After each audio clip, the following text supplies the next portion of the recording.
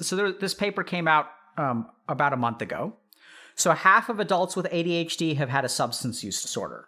Alcohol use disorder is the most common among adults aged 20 to 39 with ADHD, followed by cannabis use disorder and other drug disorders. More than 1/4 of those with ADHD had major depression. So what I want to share with y'all today is something that I think is really important, which is understanding why people with ADHD are actually prone to substance use disorders. So in order to kind of explore that with y'all today, here's what we're going to do.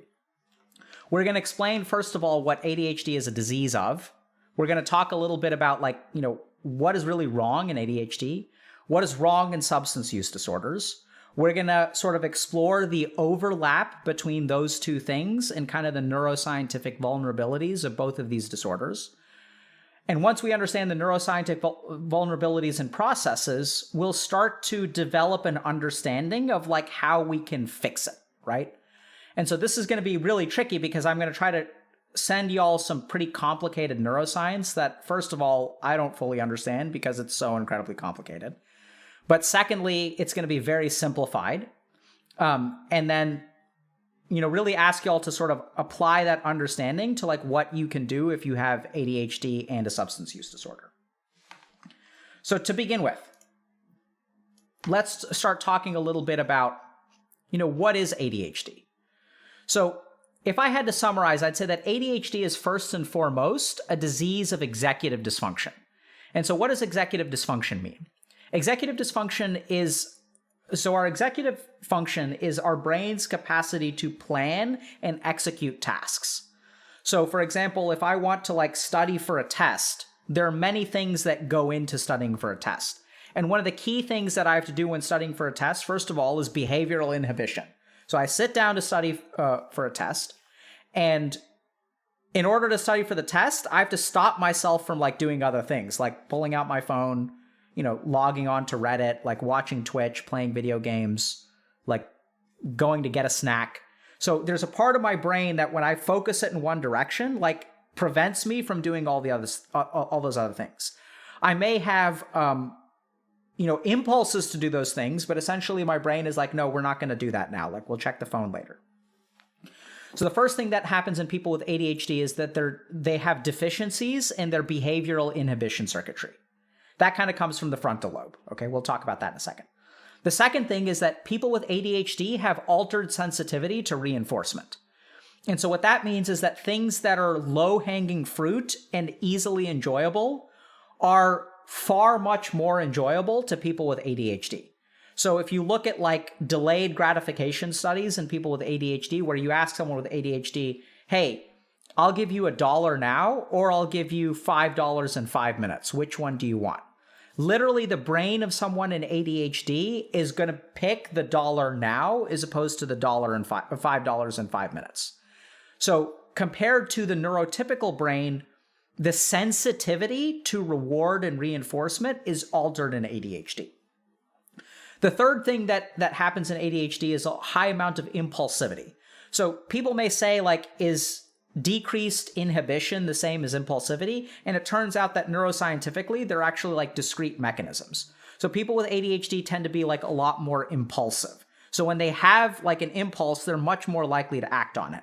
That may correlate with decreased inhibition, may also correlate with reward sensitivity, right? So if I have an impulse to like eat chocolate, and I enjoy chocolate more than the neurotypical person, it'll be hard for me to diet in a healthy way, okay? So when we kind of summarize, I kind of think about executive dysfunction and ADHD as having three major components. The first is deficient behavioral inhibition. So it's hard for me to inhibit behaviors. And the second is an altered sensitivity to reinforcement. So things that are fun for other people are actually like way more fun for me if I have an ADHD brain. And we'll get to the neuroscience of this because it involves dopamine reinforcement circuitries and things like that. And the third is a certain amount of impulsivity, which is, and that impulsivity has a lot to do with intolerance to delayed gratification, okay? So these are the three things that we're going to kind of talk about when it comes to what ADHD is. So the next thing that we're going to kind of touch on is that, so substance use is actually like the ADHD brain is very vulnerable to substance use because of these three things. So if we think about like substance use, it involves restraining our ability to like get high, for example. It could be hard enough on its own, right? But when I've got an ADHD brain that has like a deficiency in behavioral inhibition, has an altered sensation of reward, and has like more impulsive kind of behaviors, it makes it really easy for me to use substances. So I think if we kind of look at what gets people to use substances and what protects people from using substances, the way that our brains protect us from using substances are kind of handicapped in the ADHD brain. So it makes us much more prone to using substances. So this is where, if we kind of look at the mechanisms of ADHD and if we look at kind of the mechanisms of ADHD, what we'll kind of see is we'll map these mechanisms onto a few different parts of our brain, okay? So what we're going to now do is take a quick look at the brain. And so let's understand the neuroscience of this, okay? So we have a couple of different parts of our brain. So the first is going to be the prefrontal cortex. So the prefrontal cortex is responsible for inhibition. So there's also another part of our brain called the anterior cingulate cortex, which is kind of back here. And the anterior cingulate cortex results in poor selective attention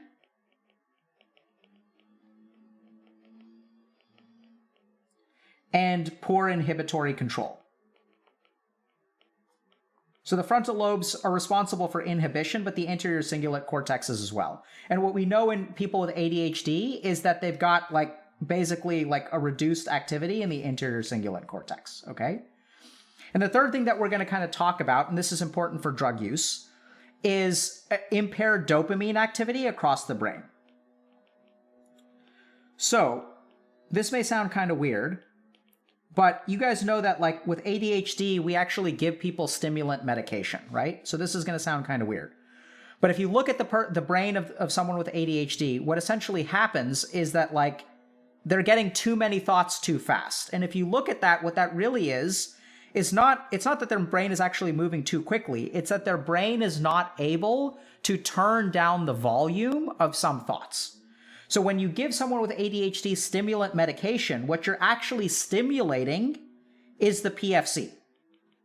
So stimulant medication increases the activity of the PFC and allows you to actually focus on one thing.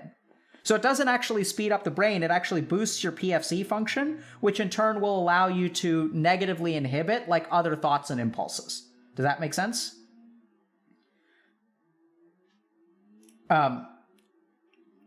Okay. So the next thing to understand is that people with ADHD have impaired dopamine activity. And so part of the problem is that we know that in the PFC and the anterior cingulate cortex, and we'll get to the striatum in a second, we know that we have low dopamine or some kind of dopamine dysfunction in the brain of ADHD. And so if you kind of look at it, what drug use will actually do is increase your dopamine levels. So one of the reasons that people with ADHD will use substances is to almost self-medicate.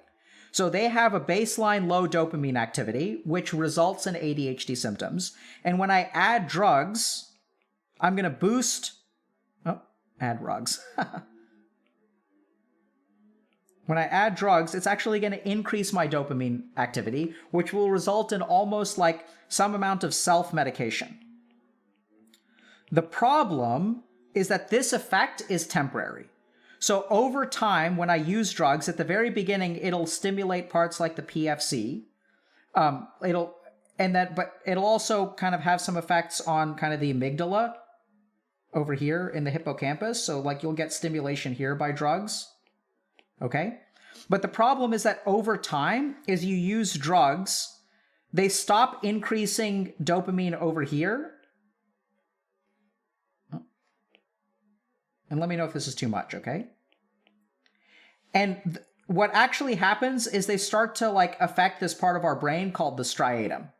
So drug use, when I use drugs temporarily, it sort of has effects, let's say over here and over here. But over time, it'll start to activate a different part of my brain called the striatum. And then what happens, once it starts acting in the striatum, what it actually does is decrease dopamine. So then when I increase my drug use, it actually has a paradoxical effect to decrease dopamine and then makes the ADHD worse. So this has to do with the way that our brain actually like acclimatizes to drug use. So just to kind of recap, and apologies if I'm saying this over and over again. So in the beginning, we have dopamine deficiency here and not a good amount of activity in our PFC. If I use certain drugs, I can actually boost the dopamine over here and it creates a self-medicating effect. This will sort of explain to you why people with ADHD may be vulnerable to substance use, because it's almost self-medicating in some way. Then what happens through chronic drug use is that the parts of my brain that get affected change. And once we get to the striatum, what we actually see is a decrease in dopamine activity, and then ADHD worsens. And there's some interesting evidence for this. So if you look at the D2 receptor, so I don't know if you guys kind of know this, but you know, like, so if I have a molecule of dopamine, the number of receptors I have will kind of increase the signal. So if I have like 3 receptors in one molecule of dopamine, and this molecule of dopamine is kind of floating around, it has a very high chance of like increasing the dopamine signal. I can also increase the dopamine signal by increasing the molecules of dopamine, right? Because then I can go over here, I can go over here, I can go over here. So what we actually see in people who are abstinent, I know this is going to sound kind of weird, but what we see in people who are abstinent is a lower number of dopamine receptors. And so if you have a lower number of dopamine receptors, shouldn't that mean that you will get less dopaminergic activity? And the answer paradoxically is no, because the reason you have a lower number of receptors is because you're not bombarding yourself with dopamine. So over time, what happens, I know this sounds kind of weird, but over time what happens is we develop tolerance. And so as we develop tolerance, it can kind of make some weird changes to our dopamine receptor circuitry and actually like alter our sensitivity to dopamine.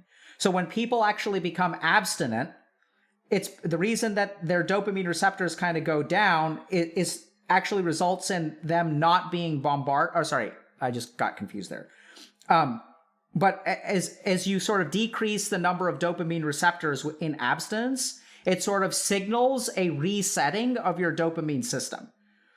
The other thing that we sort of seem to understand is that dopamine blockade in this part of your brain, if you block dopamine, it reduces ADHD symptoms and reduces substance use symptoms.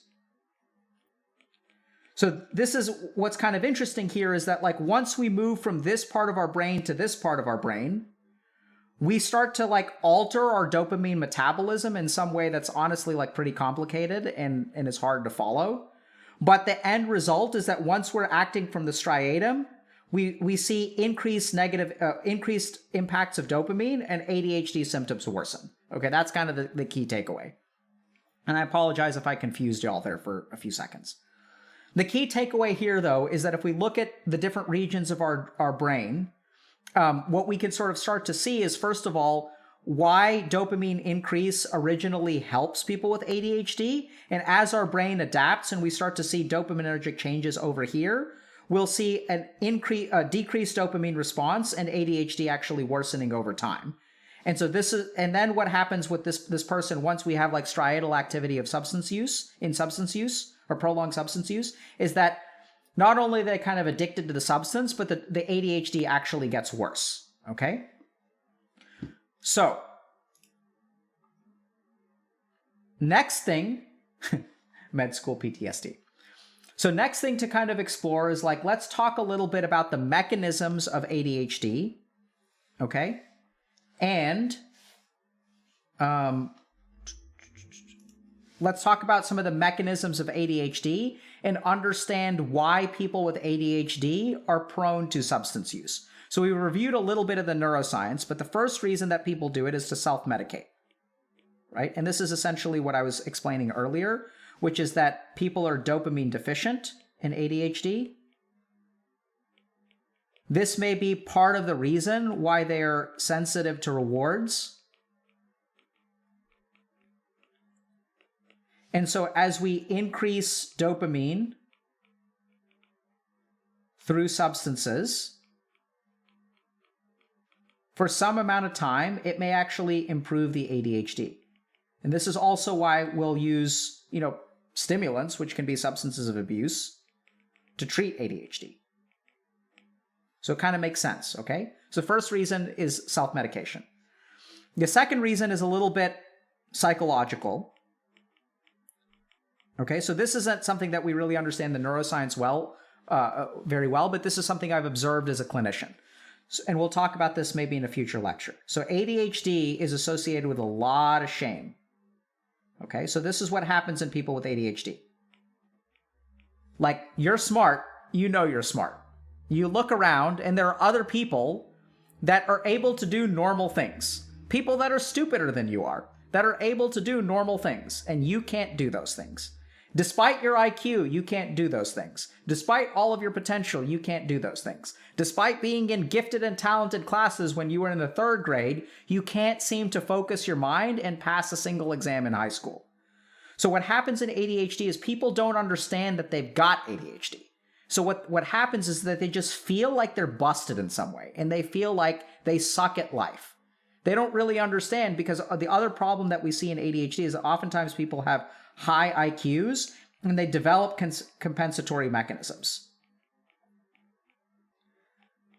So what that means is that despite your ADHD, you basically use like some kind of weird IQ compensation to make it so that you can function semi-normally. But this IQ compensation, it's sort of like, I have a flat tire, but I'm so strong that I can just push the car, which like allows you to go 15 miles an hour when everyone else is going like super slow. So you're like exerting a ton of effort to ultimately get something that's kind of normal despite a very heavy handicap. And over time, these compensatory mechanisms no longer work. And so you used to be able to do what other people could do, and despite your high IQ, now you suddenly suck at life, which results in a bunch of shame. And the more shame you have, the more you need coping mechanisms. And then generally speaking, because your brain is, remember, sensitive to reward, because you've got an ADHD brain, the kinds of coping mechanisms you end up with are maladaptive ones. So it's hard for you to sit there and meditate if you've got ADHD. So instead, what you're going to turn to is drugs and video games and social media, right? Because you're so ashamed of yourself. So this is kind of the second place where drug use comes in, where generally speaking, what drugs do, I kind of think about them like clinically as an escape. And so ADHD gives people's minds things to escape from. Right? Because in my mind, like, I'm an idiot. Like, I should be able to do it, but I can't do it. So I need to run away from that. So I get prone to drugs. And so then the third thing, which I'm sort of separating out, even though it's kind of, maybe under self-medication, is that I do think that there's a neurovulnerability here, which is important. So like I've kind of outlined, there are a lot of things about the brains of people with ADHD that are a little bit different. Their sensitivity to reward, their inability to inhibit impulses. And so what this kind of results in is, like a vulnerability to substance use. So a vulnerability to substance use disorders. So if we kind of look at like, why these things correlate, there's definitely like this self-medication kind of hypothesis. There's a psychological component. And basically like your brain has substance use, if we kind of think about it in video game terms, like you've got fire resist and ice resist and lightning resist, and like substance use disorder or addiction resist for ADHD people is like minus 50%. So you're kind of born with this inherent trait of like having minus 50% addiction resist. And so this is why people with substance use disorders or people with ADHD, why like half of them have substance use disorders. So then the natural question is, okay, Dr. K, what do we do about it?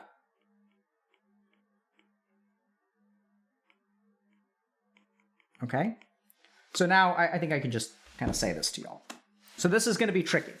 So this is going to be one of the parts of when we talk on stream where I'm going to say particular things and they're going to be hard to implement, but I'm still going to go ahead and do this, okay? So a lot of times here on stream, what we try to do is give you guys easily accessible solutions that like you can do it in 5 minutes or 10 minutes. This is one of the cases where actually what I really want to do is not give y'all an easily accessible solution, but a plan of attack that unfortunately is quite difficult. The first thing that you've got to do is stop separating out substance use from ADHD. And this is really important. So a lot of people that I work with who have ADHD will say, oh, Dr. K, I have, I have trouble with motivation, right? Like I'm so ADHD, like I have trouble in school. I have trouble in with motivation. How do I get motivated? How do I find out what I want to do in my life? And they mentally separate out the fact that they smoke pot every day from like these problems. So they're like, oh no, I'm lazy. It's not like the pot, like I'm lazy. It's not the alcohol. It's not the video games. They're not a causative factor. They aren't the reason I'm lazy. They are the result of my laziness, right? So it's kind of interesting, but if you have a motivational problem, if you have ADHD and you use any kind of substance, okay, marijuana, alcohol, stimulants, even video games, you have to understand that as long as you're using that substance, all of this cycle is going to be going on in your brain, and you're really not helping your brain to achieve motivation. So anytime you have a comorbid disorder, so this gets into the idea of dual diagnosis. So when you've got depression and alcohol addiction, you can't deal with either of them on their own. Because if you've got depression and you're depressed, it's going to make it far easier for you to reach for like booze. And if you drink all the time, your brain is going to be more prone to depression. So like you can't separate out these problems anymore. So like it's kind of harsh, but like I've heard so many people who will say, oh, my problem is motivation, laziness, or ADHD, or it's this, but it's certainly not the pot. Like, that's fine. Like, haven't you read all the research? Like, pot doesn't make you stupid, or pot doesn't cause this. It's fine. Like, it's being legalized. It's like safe. Like, I like it. I enjoy it. It's good. And I hate to break it to you, but if you're using any kind of substance and you have problems with ADHD, those two things are going to be, the substance is going to be contributing to the problem, like 100%. So first thing you've got to do is stop separating out the substance use from all of your other problems. Your problems are not going to get fixed as long as you're using substances. Okay? Maybe a little bit of a hyperbole there, but honestly, it's been my experience as a clinician that like you've got to take the substance use seriously. So what that practically means is you got to get sober. So if you really want to fix this, you have to start by getting sober. And I know that that's not easy and has its own challenges. But the simple truth is that if you're using substances and you've got ADHD and you think the problem is ADHD, you got to get sober. The second thing is that you have to deal with the shame of ADHD, right? So this is a psychological thing. Getting sober is more about neuroscience, right? So it's about resetting your dopamine and stuff like that.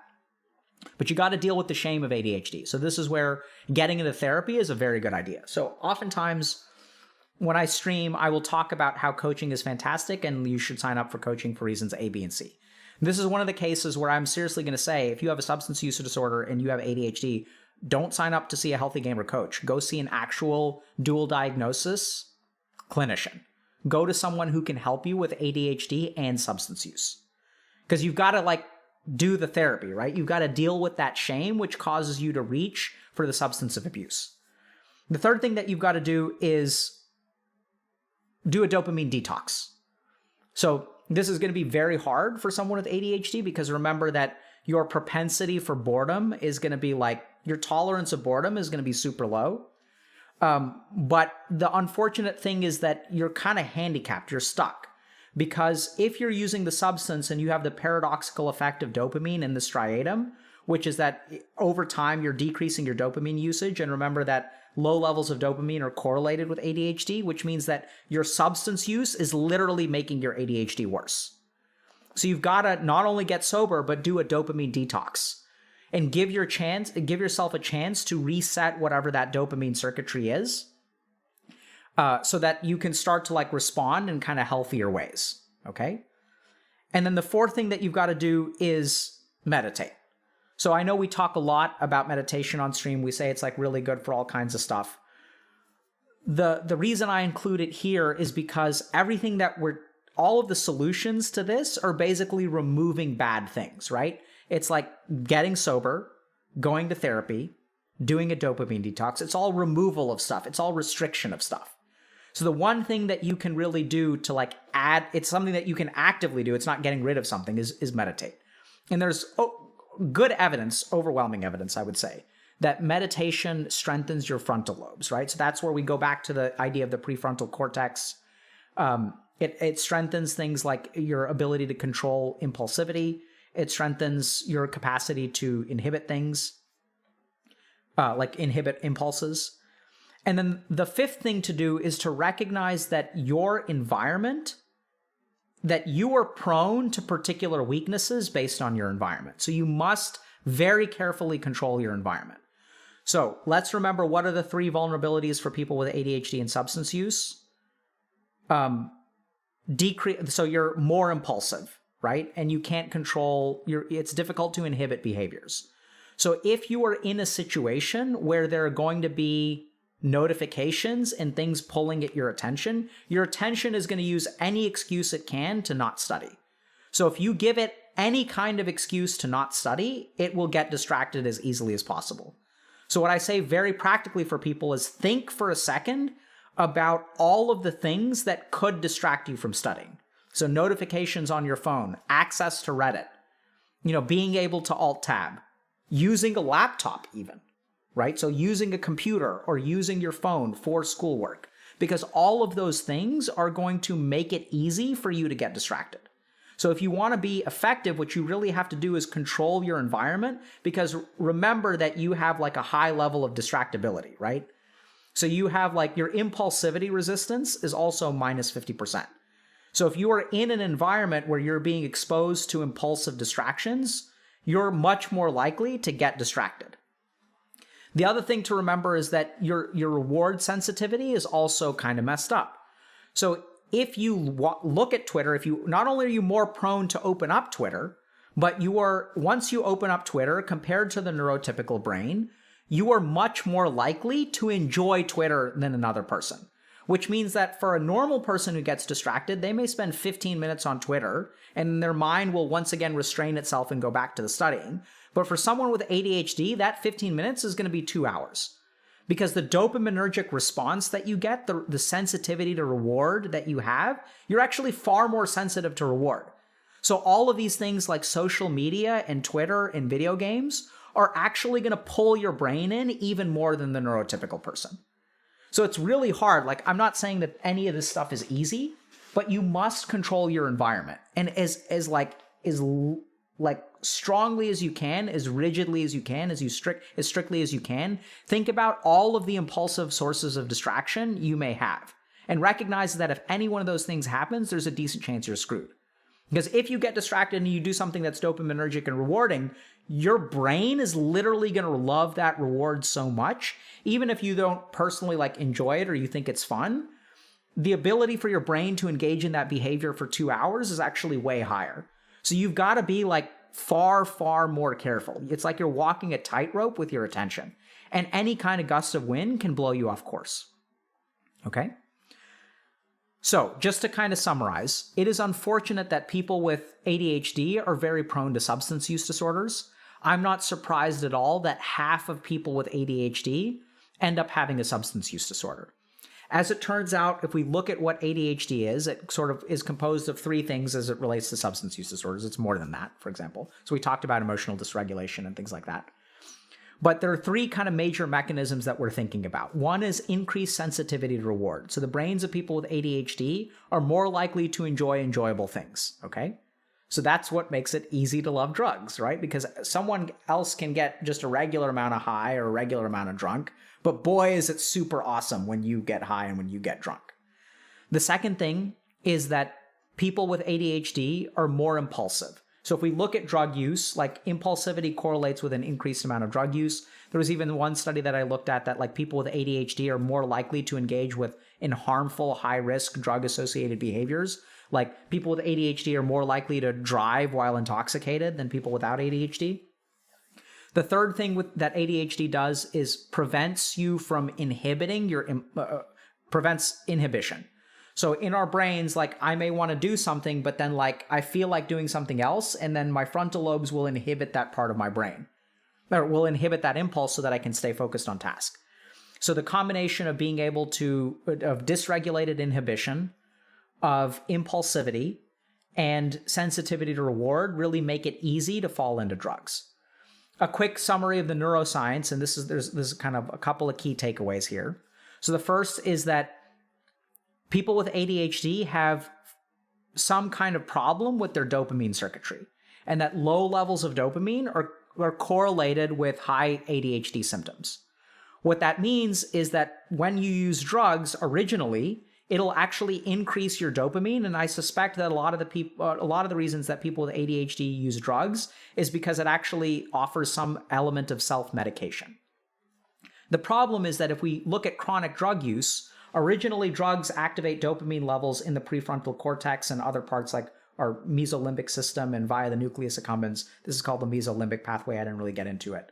But over time, when we use substances, our brain adapts and it affects the levels of dopamine in other parts of our brain. So we start to see a shift from those circuits to the striatum. And once you're into the striatum, we actually see a drop in dopamine with drug use. And with that drop of dopamine with drug use, we see worsening of ADHD symptoms. So people get into it originally out of self-medication, but then it ends up self-sabotaging. The second reason that people with ADHD reach for drugs, in my clinical experience, is because of the high amount of shame and like, I suck at life because I have ADHD. Very common and unfortunate experience. And then there's another set of, neuro vulnerabilities that we've kind of talked about that sort of make you prone to substance use. So the end result of this is that like you end up getting like 50% vulnerability to substance use if you have ADHD. So then the question becomes, what do we do about it? And unfortunately, this is where there are a lot of important things to do, and none of them are easy and none of them are simple. At the top of the list is get sober. I'm sorry, but you can't convince yourself anymore that drugs are like an acceptable thing to do if you've got ADHD. If you have ADHD that is not well controlled and it's negatively impacting your life, honestly, the first thing to do is to get sober. Second thing to do is ideally work with a dual diagnosis clinician who can do therapy to help you work through shame, as well as like do CBT around ADHD and stuff like that, and can help you like get into the process of recovery. Third thing that you can do is a dopamine detox. So this is going to be really tough for people with ADHD because dopamine detox, the primary problem is essentially boredom. We have a video about dopamine detox that y'all can check out.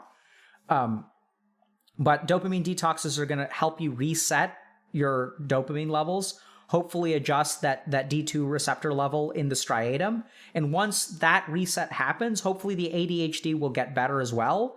And like that sensitivity to reward stuff will sort of get normalized some. And then the last thing, that was third thing, right? So fourth thing to do is to meditate. So meditation has been shown to strengthen the frontal lobes, improve things like impulsivity, improve things like your ability to inhibit distractions and focus your attention. And then the fifth thing to do is control your environment. So this is crucial because you do have impulsivity vulnerabilities. You do have distraction vulnerabilities. So if your environment is like a normal environment, other people may be able to not get that distracted, or if they do get distracted, they'll spend 15 minutes on Reddit before they go back to studying. Whereas your sensitivity to reward is so like out of whack that if you start on Twitter, your brain is going to love it so much that you'll lose 2 hours before you realize it. So you must be very, very strict about your environment if you are trying to do work. So I hope that's been helpful for y'all. I think unfortunately ADHD and substance use are two of the most challenging conditions to try to build a healthy life with. It's so hard because so much of our society is like, how can I say this? So much of our society preys on the vulnerabilities that the ADHD brain has. And as technology is getting more robust, as, these mega companies and video game developers are like paying people millions and billions of dollars to figure out how to engage your attention and increase user engagement. It's just preying on the ADHD brain even more and more and more. So it's really unfortunate that it's honestly like quite an uphill battle, but I don't know how to simplify it. I mean, I think our goal here at Healthy Gamer is to help y'all with this stuff, and helping y'all with this stuff starts with like an honest assessment of like where we are, right? If you want to overcome cancer, sticking your head in the sand is not how you do it. It involves surveillance, it involves diagnosis, it involves prognostication. It involves understanding what's the hill that we have to climb. And even if it's a super high hill, we have to really acknowledge that and understand like what we're getting ourselves into, because that's going to be ultimately how we come up with the best sort of plan.